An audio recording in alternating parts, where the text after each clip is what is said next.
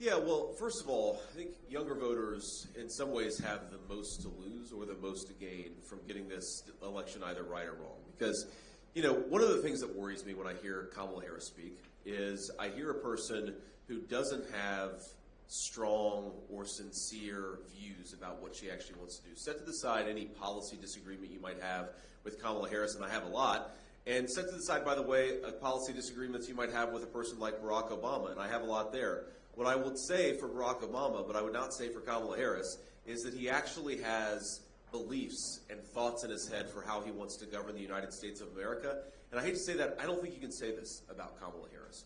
Now, the problem there is that that person becomes an empty vessel for whatever the prevailing ideas that are governing in Washington, D.C. are. And what are the prevailing ideas that are governing in Washington, D.C. that affect young people disproportionately? Number one, that we should use our young people as cannon fodder for foreign military misadventures that are frankly going to get a lot of your peers killed unless we have a smarter foreign policy. I think you guys have a lot to lose because we are on the precipice of many broad regional wars, potentially even a world war. Do you want a person like Kamala Harris negotiating in private rooms with people like Vladimir Putin and Xi Jinping? Or do you want a guy like Donald Trump actually sticking up for the United States of America? I think the answer to that question is obvious. The second prevailing idea in Washington, D.C. is that we should let in millions upon millions of illegal immigrants who compete against young Americans for important jobs, who undercut the wages of American workers. And it's American workers of every color, every background. But we have to recognize that when you let in millions upon millions of illegal aliens, it really severely undercuts the wages of people, especially people who are entering the workforce, which is true of every person in this room. And the final thing I'll say, Charlie, is if you look at the biggest drivers of why are homes unaffordable in the United States of America right now? Why have housing prices gone up by 45% in the state of North Carolina, but by similar levels in all of the major battleground states, or even higher levels? The answer is that, one, we're not building enough homes, right? And if you look at Donald Trump's regulatory policies versus Kamala Harris's regulatory policies, yes, if Donald Trump is president, we will build far more homes than we would if Kamala Harris is the president. But it's important to recognize that no matter how many homes you build, if you allow an unlimited wave of illegal immigrants to come into the United States of America, those people are going to end up owning the houses or living in the houses that ought by right go to American citizens. And this is something you see whether you look at it at a locality by locality level, if you look at it at a national level. When you let in way too many illegal immigrants, the price of housing shoots through the roof. So the question young people have to ask is, do I want to have a job where I earn a good day's wage for a good day's work? Because if so, you've got to vote for Donald Trump. Do I want to raise a family in an environment or just build a life in an environment where I can afford to buy a home? Because if you'd like to do that, the only person is Donald J. Trump. Kamala Harris's policies are going to produce more war, more poverty, higher housing prices, and lower wages for American workers. You guys have more to lose than anybody because if we let the American dream, as Charlie said in his introduction, if we let the American dream disappear in the United States of America, the consequences are going to fall hardest on the people in this room. That's well said. And so let's dive deeper into part of it. Less and less young people believe it's even possible to restore the American dream. And it needs to be a rebirth of optimism that our best days can be ahead. President Donald Trump has laid out an amazing agenda, starting with, of course, no tax on tips, no tax on overtime, drill baby drill, no tax on Social Security, largest middle-class tax cut, and increasing the pool of homes. Talk more about how we just need to reinvigorate the psyche of a younger generation that has just sometimes checked out, has become largely cynical about their future. Yeah.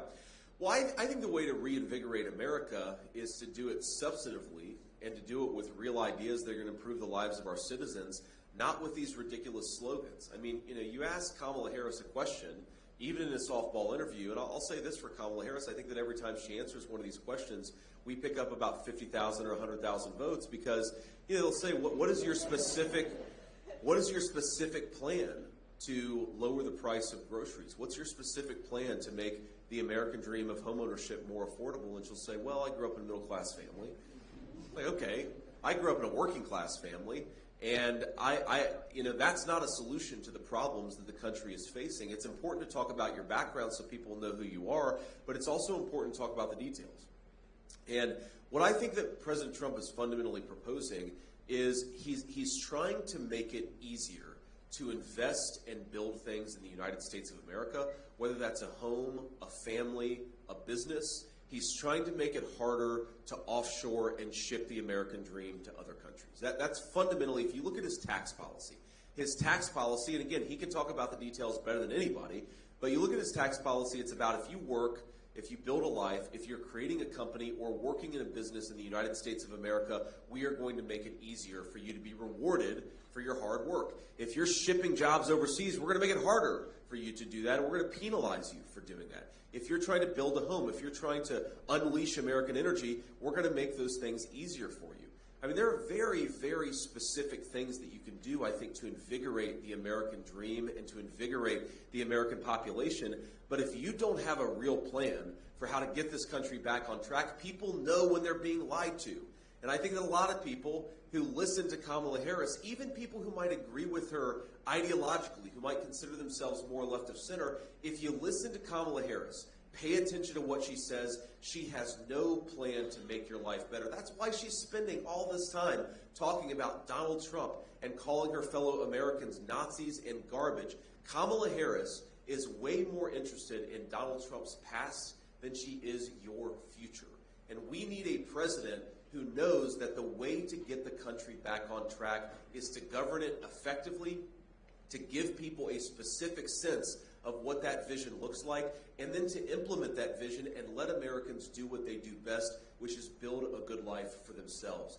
That's what has to change, and that's what's so different about Kamala Harris's present leadership versus the change that Donald J. Trump is offering. He's telling you what he's going to do for you. She's talking about what he did 4 years ago.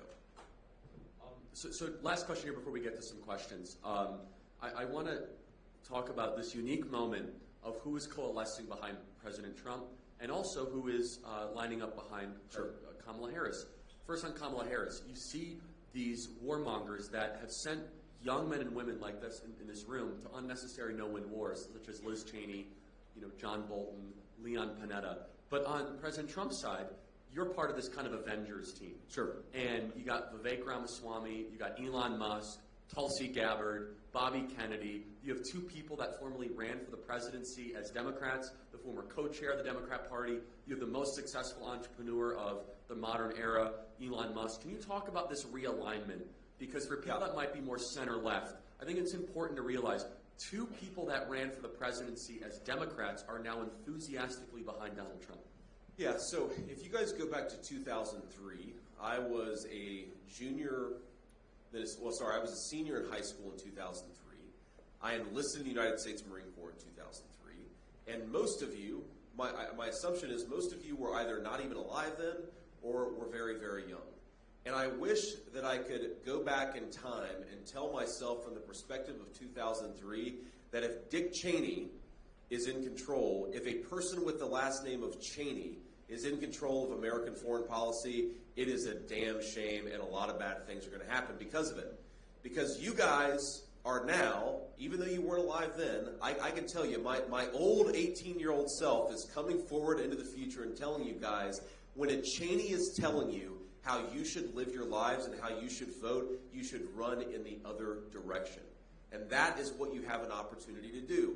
I didn't know at the time that a Cheney in charge of American foreign policy would lead to a lot of innocent Americans and also other people losing their lives. I didn't know that it would lead to disastrous foreign policy. You guys now know that, so vote like you know it, and don't reward the party of Liz Cheney and Dick Cheney and Kamala Harris. Reward the party of Tulsi Gabbard, Elon Musk, and Donald J. Trump, because they're the ones who are going to accomplish peace and prosperity for all of you in this room, but for all of your peers too.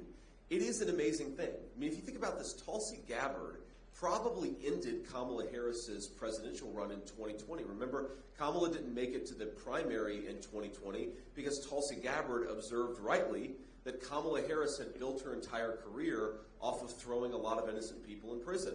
And that was it for Kamala Harris. Well, now who's Tulsi Gabbard supporting? She was on the stage with me last night in Pennsylvania.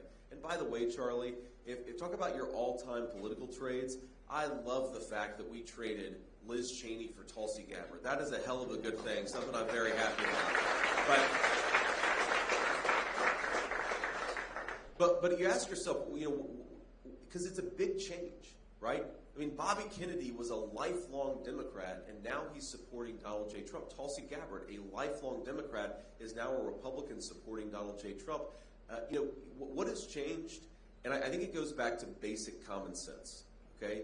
We are now the party of common sense, of not letting in unlimited waves of illegal immigration, of having schools that educate rather than indoctrinate children, of having a common sense foreign policy that's more built around peace and diplomacy and American strength than American weakness and war and chaos.